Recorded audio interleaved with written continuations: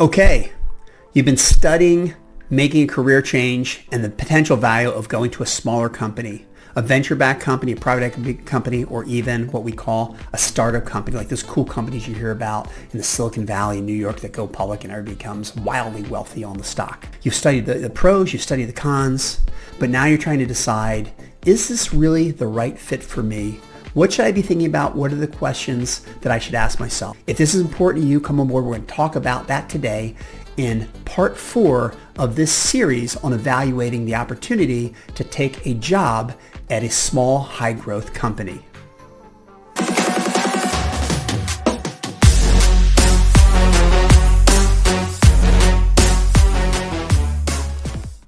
Welcome to the Dream Job America podcast. I'm your host, Tim Tennell, and today we're going to be talking about strategies, tools, and tactics for finding your next dream job. Today is part 4 in a 4-part series on whether it makes sense for executive job seekers to take that plunge and go work for an early stage company.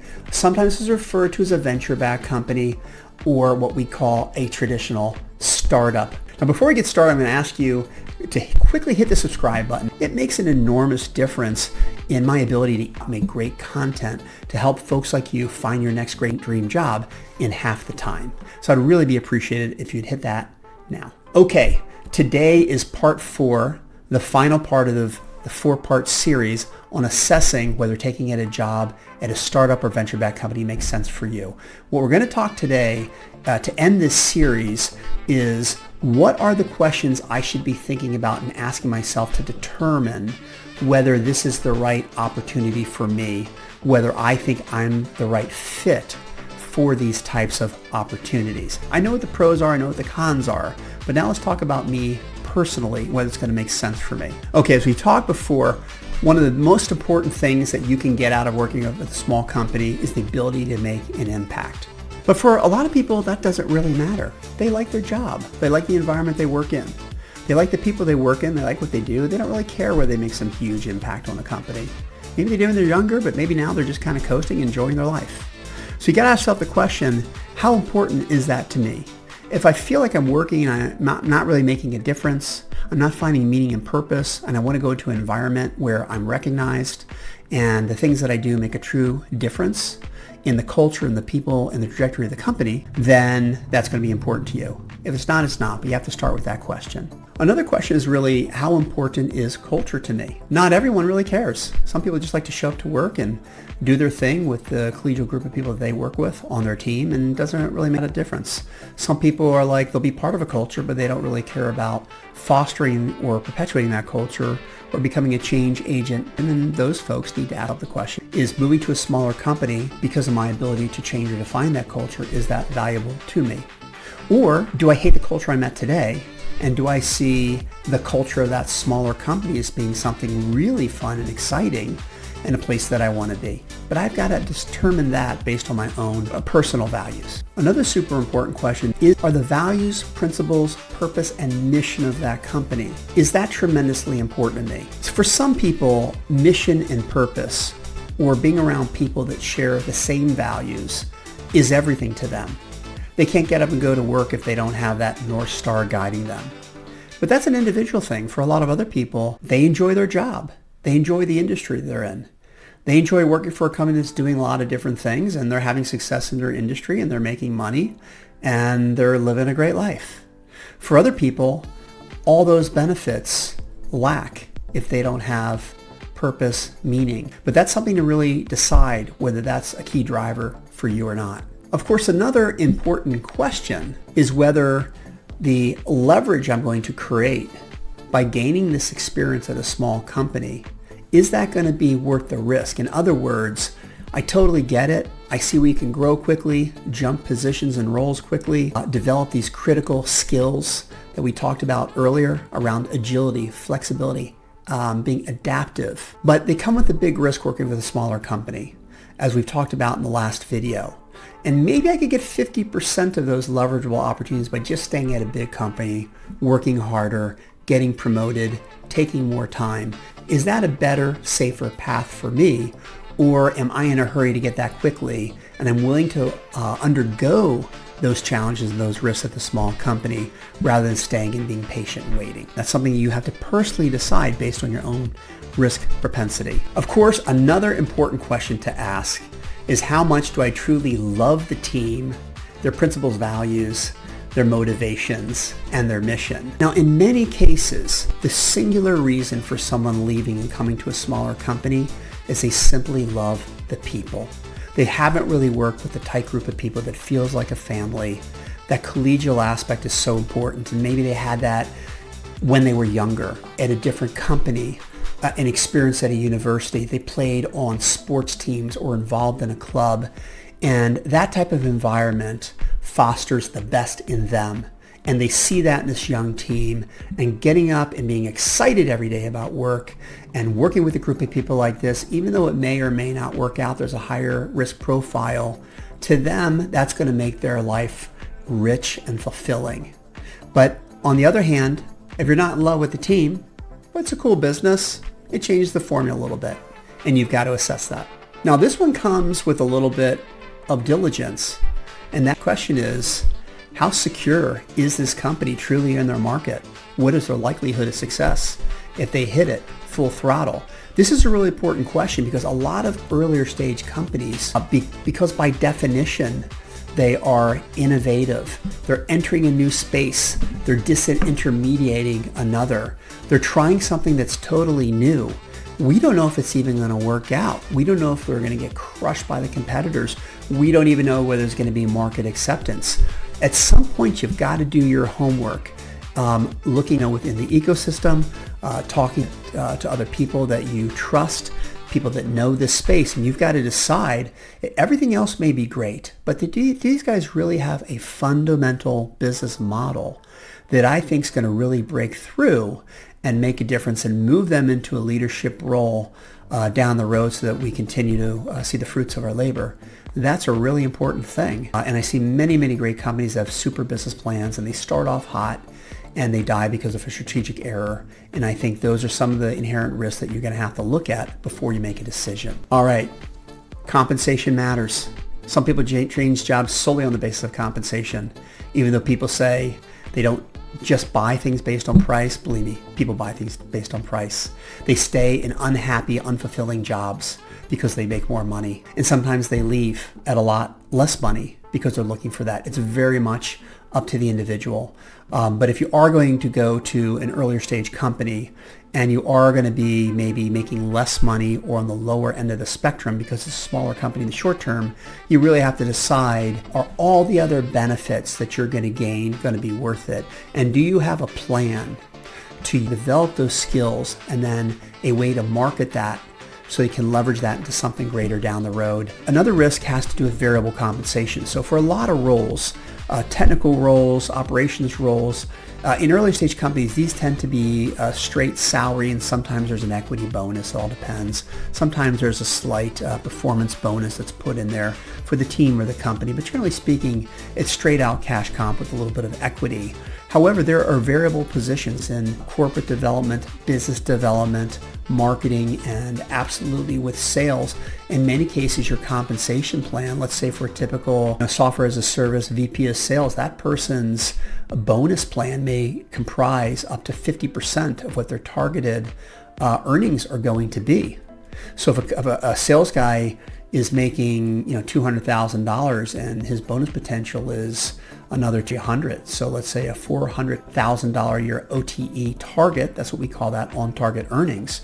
You have to ask your question, if I go to a smaller company, what is the likelihood that the company can deliver along with my performance so I can even earn that? What if you get into that company and the products are never really accepted? What if you get to that company and all the promises they made to you about when the next competitive product release would be out doesn't happen for another 7 or 8 months? Or what if you get into it, you find out that, wow, this takes a lot more effort than I thought. It's a lot more difficult. I don't have the support structure here to really help me out. I'm never going to hit those numbers versus staying at a big company. Even if I don't do that well and I hit 50% of my bonus, I'm at least going to have something strong coming in on the variable side.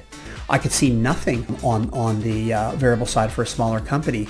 Is that worth the trade-off? So something very important to ask yourself, It's very significant when making this decision. And last but not least, what is the risk of that equity? As I mentioned earlier, you roll the dice for that equity and you have the potential to have a huge exit that can be life-changing. Not to mention the experience of growing something small into something large and having that big win, that big investment return for all the blood, sweat, and tears you put into it. But know when you go into it, the likelihood is that you're not going to have a giant exit. Even if you have a moderate exit, let's say you stay for 5 years and you were hoping to make $4 million and it ends up that you make, $600,000. You go, well, $600,000, wow, that sounds pretty sweet. But yeah, but if you take that $600,000 and you spread it over 4 or 5 years, it may amount to no more than an easily achievable cash bonus could have been at a larger company.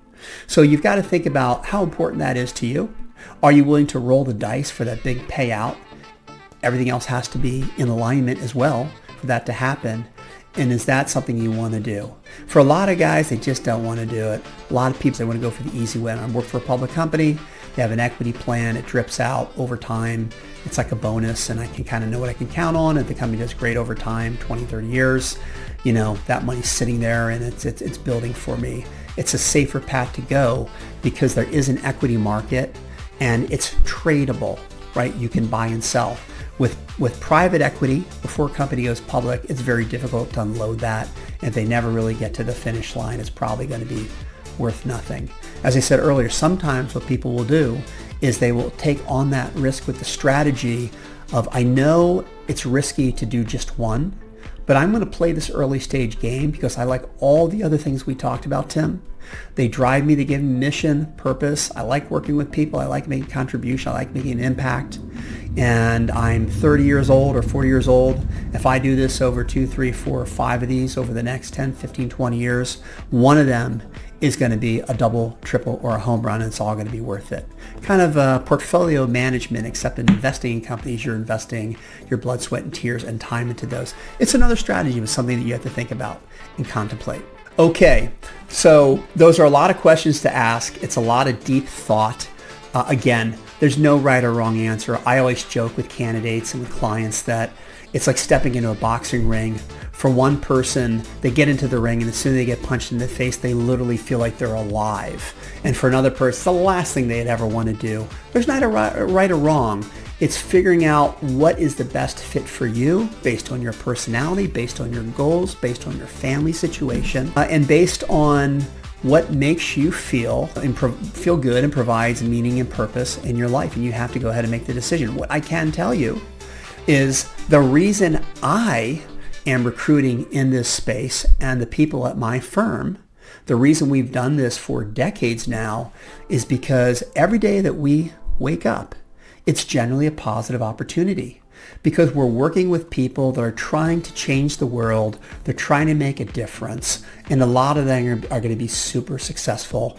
And the truth be told, most of them that do one venture-backed company and they enjoy all the positive attributes of what we talked about, whether it had a successful exit or not, or whether it was a tremendously good experience or an okay experience. If they like all those qualities, the last thing they want to do is go back to a big company, even though it's safe, even though there's more money, but not make an impact, be a cog in a wheel, and feel like there's so much monotony in the everyday experiences that they have. Most of those folks I have seen through observation want to continue to stay in this space and try to make a difference there. Just remember, you're probably going to spend more time at work than anything else you're going to do in your life.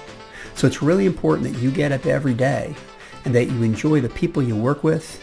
You feel that there's purpose and relevancy in what you do and that your actions make a difference in this world. This is what you're doing day in, day out. So if that's important to you, I would encourage everybody to do the analysis, to look really deeply at the potential of working for an early stage company and getting into that game. Just remember, the work hours you put in your life is going to be greater than almost any other activity you engage in your life. Sometimes it accounts for more time than you actually spend with your family. So if that's going to make up the bulk of your life, and this is the reality, you have to ask yourself, am I excited when I get up every day? Am I doing something where I feel I'm making a difference in the lives of other people, whether it's a small group, whether it's my company, whether it's a larger impact on the greater world and environment around me? Is that important to me, that relevancy, that sense of impact? And am I having fun? Do I like the people that I work with? Am I excited about going to work every day? Am I challenged? Am I growing? Am I moving forward? I think there's no greater opportunity than a small company, in spite of all the different inherent risks that are involved. And so I'd ask you to do your homework, put that balance sheet together, the pros and the cons, talk with your kids, talk with your spouse, and make that decision based on what's going to be best for you. So if you like what you saw in this video today, please hit the like button, and certainly please subscribe to this channel. It really does make a big difference in my ability to continue to grow the channel and to continue providing great content for you. And for joining me, I put together on my website, Dream Job America, my 4-step preparation guide to finding your next dream job. You can download that for free. The link is also in the show notes below. It's going to provide a foundation for helping you prepare to look for that next great opportunity. That's it for today. I look forward to seeing you in future videos. Stay healthy, stay safe, and happy hunting.